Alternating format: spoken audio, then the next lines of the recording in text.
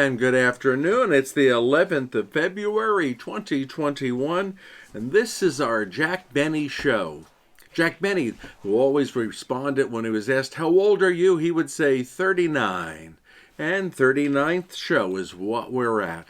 I thought it would be good to say a few words about Jack Benny. I think many of you may remember him from TV, from radio, some old pictures, that typical hand pose of his.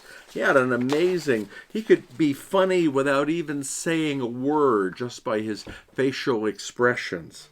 He was known for many things. His cheapness was something he always accented.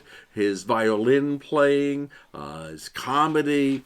He was on the radio and TV beginning in 1932 until 1965. He kept going and going. He was actually born on Valentine's Day, which is this weekend, in 1894. And he lived until December the 26th, 1974. Amazing man, a great personality on TV. I decided it would be kind of fun to look up some quotations that he was kind of famous for. And so I have a few of them for you. You might remember him actually saying these on one of his shows, whether it be radio or TV. Age is strictly a case of mind over matter. If you don't mind, it doesn't matter. That's kind of a nice way to approach age anyway, I think. It shouldn't be bothering us. It should be enriching us. Modesty is my best quality.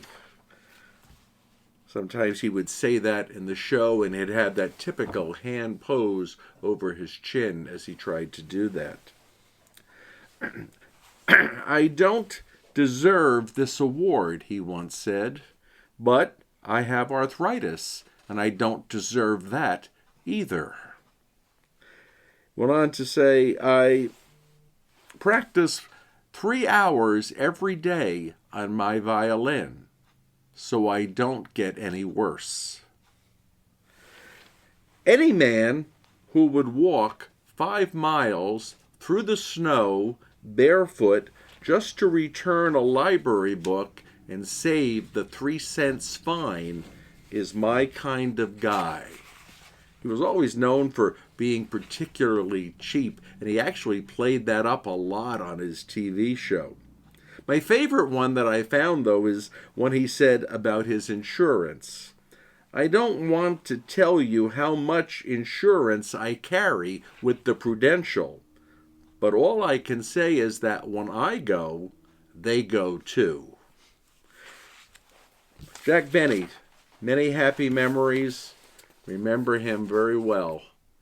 And this would have been his birthday this weekend on Sunday, Valentine's Day, which is kind of nice. Valentine's Day coming up for us. It'll be a little different this year because of the virus and the restrictions, but it's still a day to remember and to celebrate love and good relationships.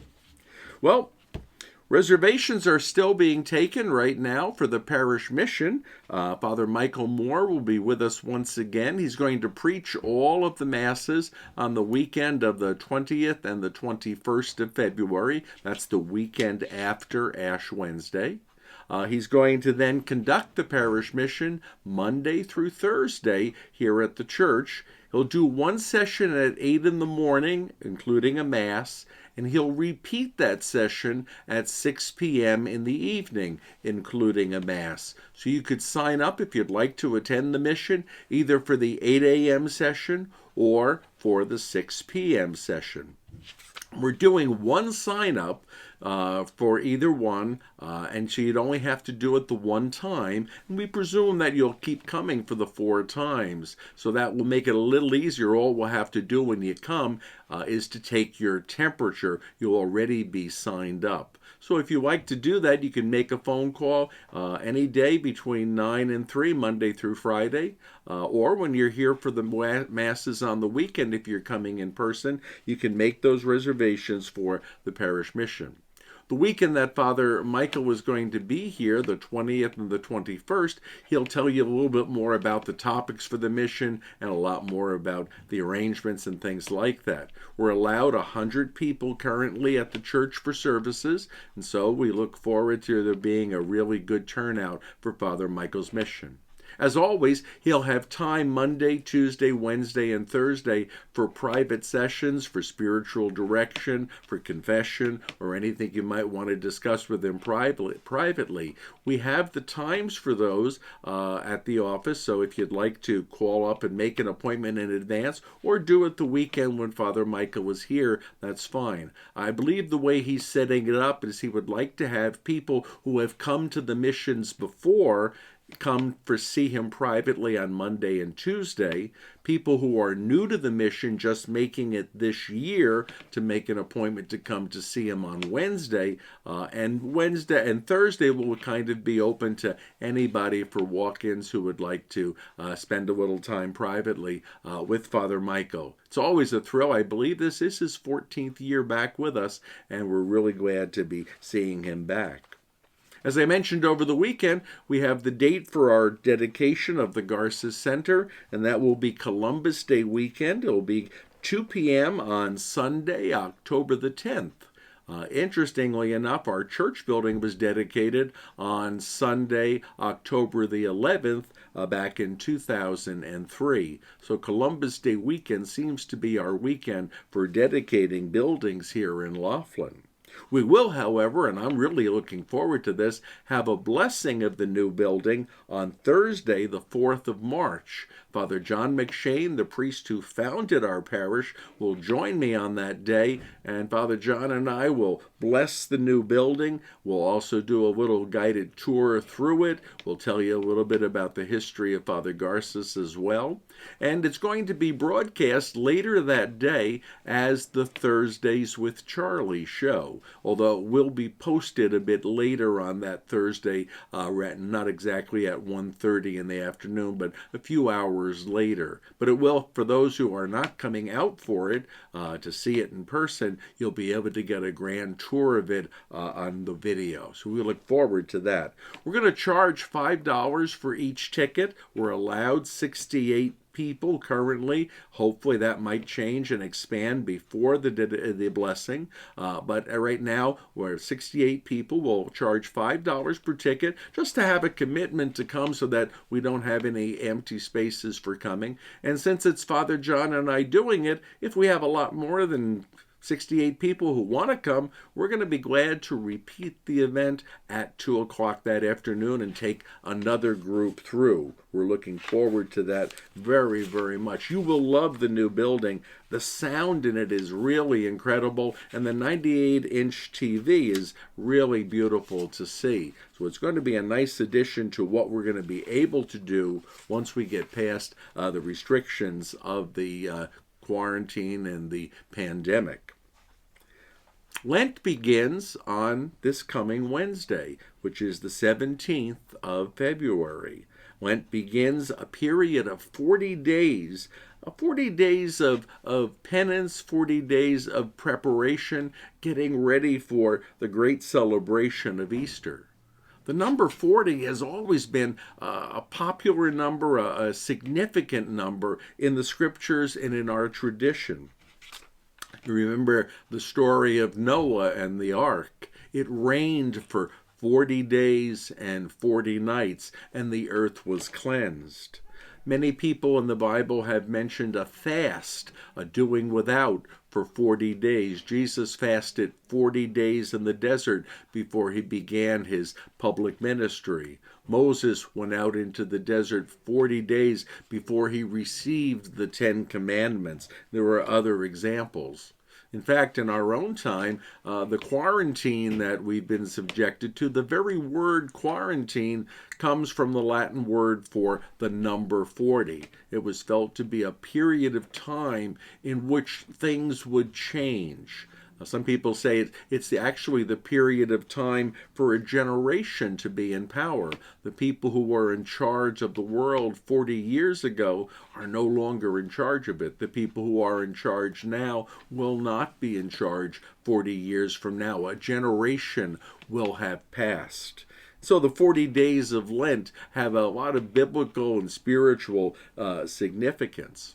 The way we observe Lent, it's a time of penance, doing something to give our hearts reason to spend more time thinking and meditating on God. It's a time of preparation for baptism in the early church. Catechumens, those who were preparing to become Christians, were prepared usually during Lent and then brought into the church through baptism on the day before Easter, Holy Saturday. It's interesting ways people find to observe the season of Lent. And I remembered when I was thinking about this show, something that one of the nuns did back in my days in grade school. And I believe it was Sister St. Gerald, although I'm not positive it was her. But I remembered the item, and I thought it would be fun to recreate the item. Now, this would have been back in the 1950s, and Sister St. Gerald, I believe it was, but it was one of the nuns at Queen of Peace in North Arlington. And she devised something which she called the Wheel of Misfortune. And it had an arrow on it and a spinner. And the idea was that every day, Monday through Friday, when we were in school, she would have each one of us go up to the board, and this was mounted on the blackboard, and to spin the spinner and to see what our penance for the day of Lent would be. And there were things on it like no candy, read a spiritual book, spend 10 minutes in church, no dessert tonight. The one we all dreaded was, and we tried to avoid spinning to get, was the no TV. That would have been horrible to have to go home and not have TV. Sometimes we made suggestions to Sister St. Gerald, and we said, well, why can't we put one on there that would be no homework? And she never liked us doing that, so we never got to do that. But I've always thought of the Wheel of Misfortune when I think of Lent. The idea of selecting a penance each day just by random so you would do something. Obviously, there are some things that the church kind of suggests or even commands, if you will. It does say that we should fast on 2 days in Lent, on Ash Wednesday and Good Friday. And the fasting that the church talks about is basically a physical one, doing without some amount of food. They would normally say that you should only have one full meal on a day of fast and maybe 2 snacks if you need to have them. Some people observe that much more strictly on Ash Wednesday and Good Friday. If you're old enough, you might remember when every day in Lent, those 40 days, were days of fasting, and we were only supposed to have one full meal on each day of Lent. But now it's just reserved for Ash Wednesday and Good Friday. And then there's abstinence. We remember the church used to say that we should not eat meat on any Friday during the year, in memory of Jesus' suffering and death on that first Good Friday. The church has shortened that now to say, well, on the 6 Fridays of Lent, they should be meatless days, days on which we do not have any meat as part of our meal. Obviously, if it can't be observed, it can't be observed. But the church says that that's one thing we as Catholics should strive for to be sure we do, that we at least on those 6 Fridays remember Jesus' suffering and death on the cross by not eating meat, something which many people look forward to having at their meal, certainly at least one meal a day. But it's a good reminder. It catches our mind and catches our stomach too, and reminds us that there's some things that are more important even than that. There are people who say, well, there are 40 days in Lent. Do Sundays count? And there's always been people who have said, oh, Sundays don't count because if you actually add in the Sundays, from Ash Wednesday until Easter Sunday, there's 46 days. So if you take out the Sundays, you can say you're observing the 40 days of Lent, but you can still have ice cream or whatever you gave up on Sunday.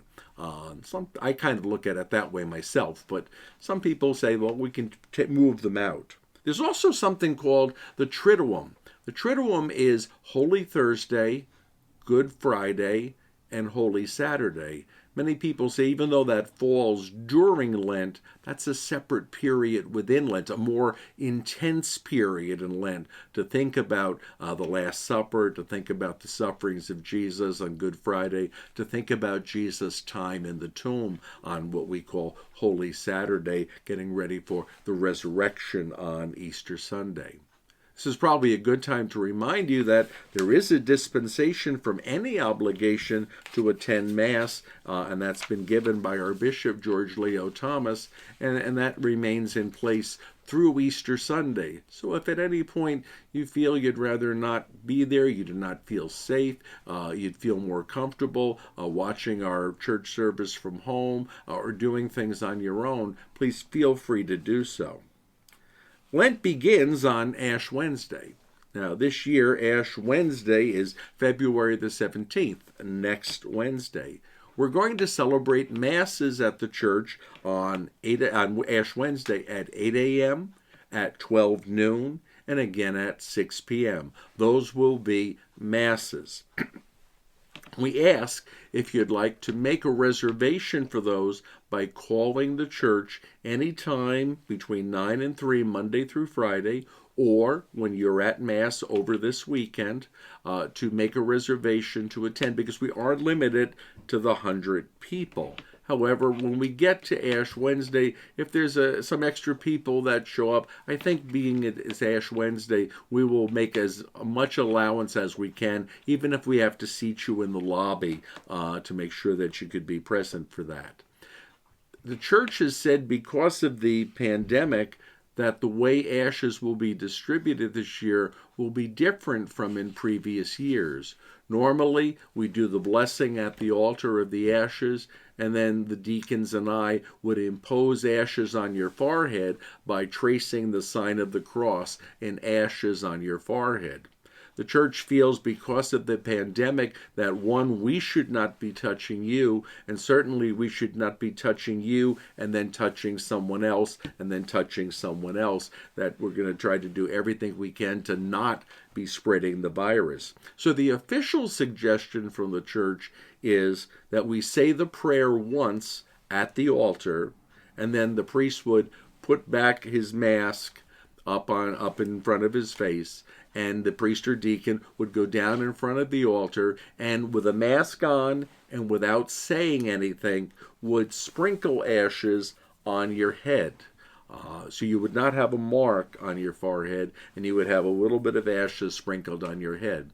I talked it over with our deacons, Deacon Dan and Deacon Richard and I, and we kind of felt that's taking away too much from Ash Wednesday, that the idea of putting the ashes on rather than sprinkling them on you might not be the best idea. And so we came up with something by taking a Q-tip.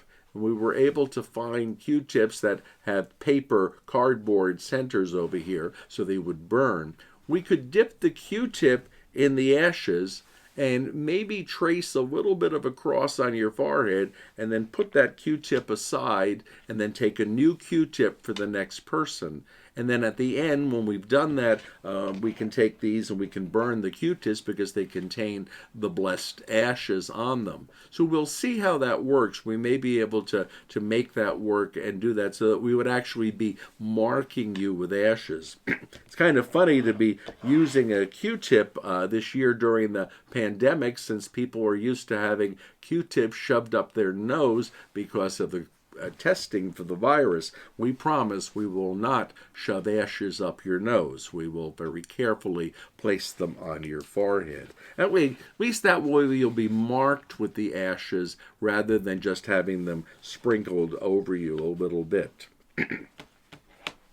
There's no reason to come if you would feel safer not coming. We expect that it will be somewhat crowded at the masses.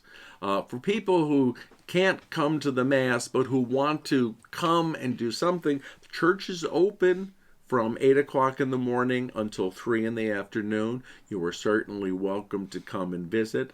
I will be at the church from the 8 o'clock Mass through the end of the noon Mass continuously. So if anybody should happen to come in and would want to be marked with ashes, I could either take the Q-tip and mark you, or I could sprinkle a little bit of the ashes on your head, whichever you might prefer at that point. But we will not be physically marking you with our thumb because of the virus. Hopefully next year we'll be able to go back and do that correctly, as we've done for so many years in the past.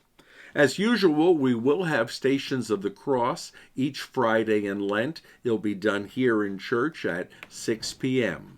Because of the virus, we won't be able to have the soup supper connected with Stations of the Cross, so it will only be the Stations of the Cross, and we will have to take your name and phone number when you arrive and your temperature, and you must be wearing a mask. So that will be for the Stations of the Cross. Doors will open 25 minutes before 6. We'll take the temperatures, your name, and your phone number, and then we'll have Stations of the Cross at 6 p.m. We'll do the Tiger Mass again. Remember, you have to be tough as a tiger to be up for a 6 a.m. Mass in the morning. The doors will open at 5:35 in the morning. Again, we have to take your temperature. You must be wearing a mask, and we'll take your name and phone number as you come in. Presumably, most people who come to the Tiger Mass come all 6 times during Lent, so we'll take the names and phone numbers on the first week, and then for the other weeks we'll just take your temperature and make sure you're wearing a mask and come in, so we won't have to do sign-ins. That'll be a 6 a.m. Mass, and remember, like we've done in the past, you'll get a tiger tail. You can hold on to the tiger tail, keep it with you, maybe talk to other people about it. It's kind of a nice little gimmick thing to remind you that this is a special season. And at the end of Lent, if you've gotten at least 3 tiger tails, please feel free to bring them back, and we'll try to have a little tiger prize to let you take home. I know there are several people who have tiger tails from last Lent, because I think we got in 2 tiger masses before the pandemic closed us down completely. If you have tiger tails from last year, please bring them in so that we can have them and be able to either reuse them for this year or put them aside to use for next year, because we intend to keep the tiger masses going. There are a couple of other suggestions for Lent. We always get extra copies of The Word Among Us. This wonderful resource has the readings for every weekday and Sunday in Lent. It also has a lot of good articles, a lot of good prayers. They're free, so when you come on Ash Wednesday, or even when you come this weekend, we'll make sure that we have them available. Please take home a copy. Again, we can't leave them in church and for other people to use. So if you take a copy, take it home with you, and then bring it back when you come if you want to use it at church, or just leave it at home and let it be your Lenten resource. These are very well written articles. The book is put together beautifully, and we're very happy to provide it free of charge to you if you'd like to use it during Lent, and then keep it. Some people actually keep them and refer back to the readings during the year. The St. Therese Center for AIDS and HIV up in Las Vegas every year brings us these mite boxes, these donation boxes for people to put change in and then bring back at the end of Lent. We have some people who are bringing them in all year long because the pandemic threw so many things off. But we will again have these available on Ash Wednesday and the first weekend of Lent. Please feel free to take one home if you'd like, place your change in it, and then at the end of Lent, bring it back, and we will get it up to the St. Therese Center to help with their work. Certainly this year, of all years, they could make good use out of it. Other suggestions for Lent: some people like to do some extra spiritual reading, maybe find a book of prayers or a book of quotations, a book of spiritual insights or thoughts that maybe you haven't had time to read during the year. You'd like to do it. Some people take the Bible and find a section of the Bible, and they just spend some time slowly reading through it, 5 minutes a day during the 40 days of Lent. One year when I was in college, I was studying classical languages, my major, and I decided that for Lent that year, I wanted to do something connected with my studies, and so I read the Gospel of St. Mark entirely in Greek. It was something that I did every day in Lent. I had to work at it to make sure I could get through it. But it was a good remembrance and a good way to remember the 40 days of Lent. Perhaps some people like to write a letter or an email or make a phone call to a family member or friend each day or each week in Lent. It's a good way to remember that it's a special season. In fact, there's so many things that you could do. You could do without something, or you could do something extra for Lent. What really matters, though, is that you do something for Lent. Now, hopefully, we're going to get some word from the governor this month, before the end of the month, that might open up a little more. Maybe we'll go to 50% capacity rather than 25% capacity. Hopefully that is coming soon, and we're definitely looking forward to it. You might recall that we're 1 year into this pandemic. Last year, this time in February, we were just hearing rumors about this virus that was spreading and coming into our country, just wondering what it was going to do. And now after a year, we actually do know that the pandemic has changed everything, really has changed our way of life. But Lent is familiar, Lent is coming, and also our owl is coming. Pascal is on his way down. Oh, we almost lost him. And he brings a message, and it's a very simple message.